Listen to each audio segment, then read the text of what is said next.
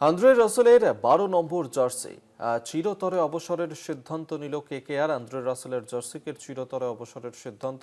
12 নম্বর jersey পরে আর কোনো night cricketer তারা মাঠে নামবেন না বলেই কেকেআর জানিয়ে দিয়েছে। আন্দ্রে রাসেলের 12 নম্বর জার্সি আর সেই জার্সিকেই এবার চিরতরে অবসরের সিদ্ধান্ত কেকেআরের। ডিজিটাল হেড অর্পণ ঘোষ টেলিফোনে রয়েছেন। অর্পণদা, আন্দ্রে রাসেলের 12 নম্বর জার্সি নিয়ে কেকেআর ঠিক কি সিদ্ধান্ত নিয়েছে? দেখো অভিক, মঙ্গলবার দিন একটি অনুষ্ঠানে কেকেআর সিইও বেঙ্কি মাইসর জানিয়েছেন যে আন্দ্রে রাসেলের 12 নম্বর জার্সিকে অবসরে পাঠানো হয়েছে এবং অবসরে পাঠানোর সিদ্ধান্ত নিয়েছে নাইট রাইডার্স কর্তৃপক্ষ।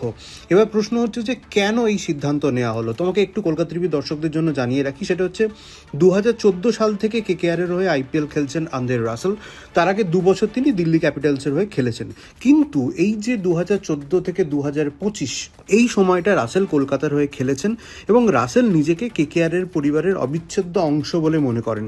তার এই আবেগকে সম্মান দিতেই কেকেআরের এই সিদ্ধান্ত নেওয়া হয়েছে।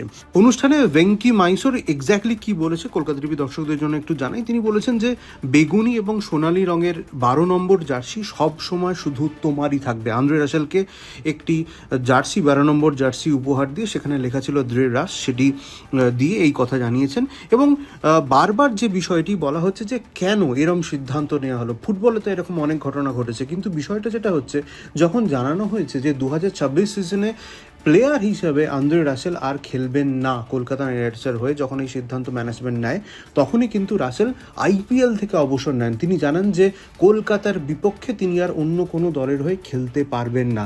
তার এই আবেগ, তার টিম ফ্র্যাঞ্চাইজির প্রতি এই সম্মান, সেই কারণে কিন্তু এই সিদ্ধান্ত নেওয়া হয়েছে এবং সেটিই কিন্তু বেঙ্কি মাইসর জানিয়েছেন।